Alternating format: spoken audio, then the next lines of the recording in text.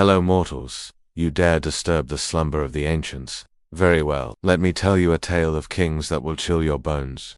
This is the unholy history of the kings who feared the stars. When the moon turned red as blood, great King Nebuchadnezzar paced his palace.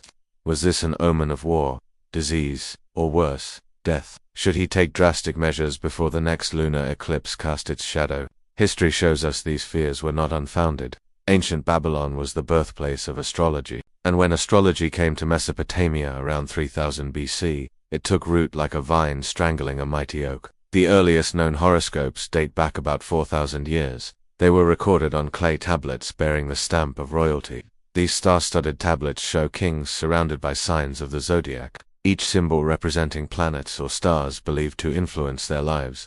But astrology wasn't just stargazing, it was a life-saving guide through a cosmos of chaos. When the stars showed an eclipse coming, the king would watch anxiously. To understand what the heavens were saying, Babylonian astronomers had to observe every speck in the sky, from the sun and moon to comets and even shooting stars. It was a race against time.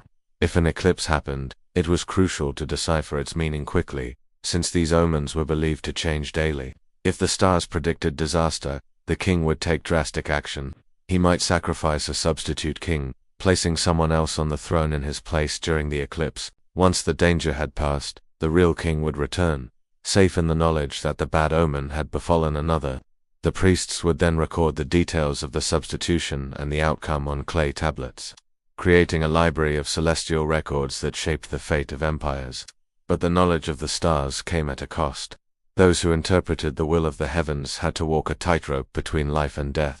If a king was unhappy with a prediction, an astrologer could find himself accused of treason, his charts ripped up and his head rolling soon after. Even the great King Hammurabi, whose law code influenced later civilizations, issued a warning to those who practiced astrology. In his 28th law, he stated that anyone who interpreted the omens of the sky would be put to death.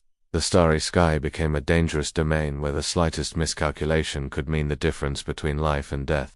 As we move on to the land of the Pharaohs, we must remember that ancient Egyptian rulers considered themselves divine.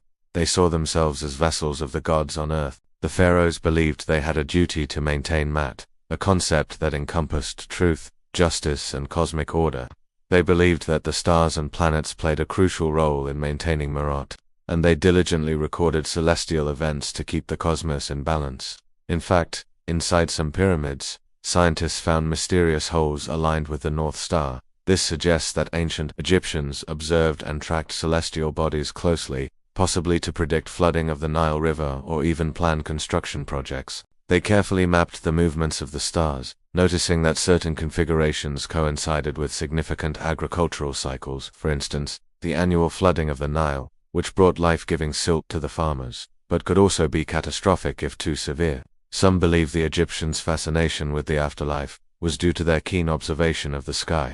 They noticed that souls seemed to travel along the same path as the sun each morning. This led to the belief that the sun was Ra, the supreme god, and that every evening it traveled through the underworld, returning each morning renewed. Their intricate beliefs about the afterlife are reflected in their burial practices. The discovery of the Book of the Dead, a collection of funerary texts and spells buried with the dead, reveals how deeply concerned they were with guiding their deceased pharaohs safely through the underworld and into the afterlife. When ancient Egyptian pharaohs ascended the throne, they inherited more than a kingdom. They inherited a legacy of tradition and responsibility, one that included maintaining harmony with the heavens.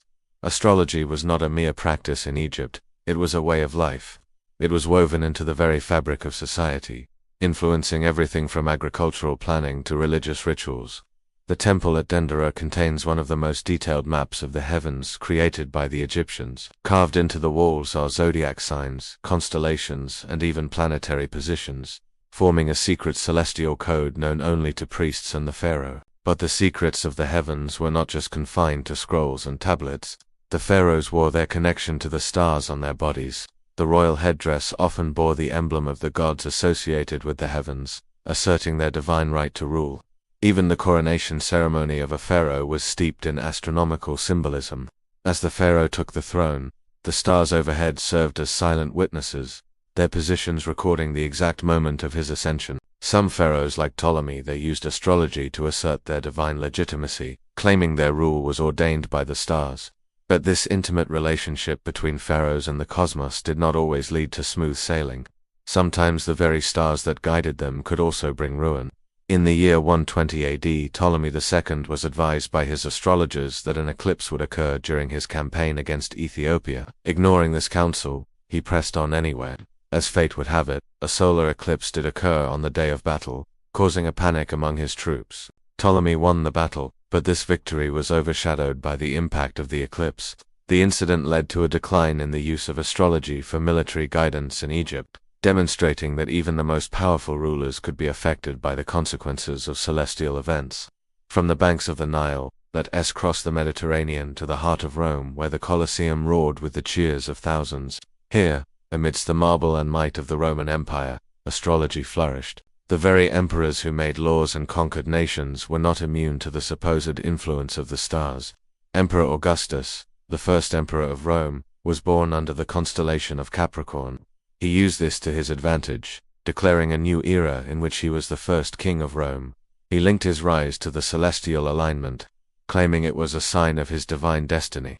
His successor, Tiberius, though suspicious of astrology in general, employed a secret astrologer to chart the heavens. Each emperor was assigned a constellation, shaping how they were perceived by the public and influencing how they ruled. Caligula, born under Aquarius, was seen as eccentric and unpredictable. Claudius, born under Gemini, was viewed as intellectual but indecisive. Astrology was not just a tool for emperors, it was a game of survival. If an astrologer predicted death or doom, it could inspire rebellion, a fate that befell several emperors. Tiberius, though skeptical, consulted an astrologer named Macro, but when Macro predicted misfortune, Tiberius had him executed. Nero, infamous for his tyranny, was said to have ordered the execution of 5 courtiers, who were born in the same month as him out of fear of being eclipsed by one of them. During his reign, an eclipse occurred on the day of his triumph over the Britons, a stark reminder of his vulnerability to celestial influence. The notorious astrologer Anna Seneca, advisor to Nero, tried to convince him that an eclipse during a war was merely a trick of light. But Nero didn't listen, and the war ended in disaster. For the Romans, the skies weren't just above them, they were watching them, judging their every move. But the stars didn't care about titles or territories, they simply were. And as the emperors fell victim to their fears, a grim truth emerged. Even the mightiest can be felled by shadows cast by the stars. Despite the fact that astrology was supposedly responsible for the deaths of several emperors, the practice persisted. It may seem puzzling why people would continue to rely on something so seemingly unpredictable and dangerous, especially considering the high stakes involved. The answer, however, lies in the nature of human psychology. Throughout history, people have craved certainty in an uncertain world. Astrology offered a semblance of that certainty, a belief that there was some grand plan guiding their lives, even if that plan was written in the stars. It provided a framework to interpret the chaos of existence, making the future seem less daunting and more navigable. Moreover, the allure of astrology probably stemmed from its perceived exclusivity. Being initiated into the knowledge of the stars was akin to joining a secret society, an elite group that understood the language of the universe. This sense of belonging to something larger and more profound probably drew many to its study, regardless of the risks involved. One final nail-biting example of astrology's hold on the powerful. Imagine if someone warned you that you would die within the next 24 hours. What would you do? Perhaps wait with bated breath for dawn to break and confirm your fate. This is exactly what happened to Julius Caesar. Soothsayers warned him of danger on the Ides of March, but he ignored them until it was too late.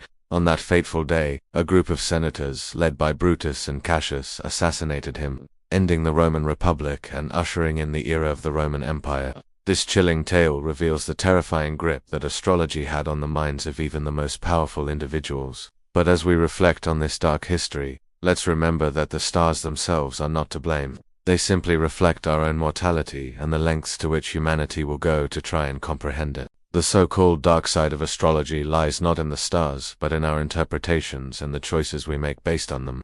As we look up at the night sky, let's appreciate it for the awe-inspiring spectacle it is, rather than a harbinger of doom. After all, the stars still shine brightly even today, unaffected by our fears and interpretations. What do you think? How far would you go to escape the clutches of fate? Would you turn to astrology for help? Share your thoughts in the comments below. Thank you for watching.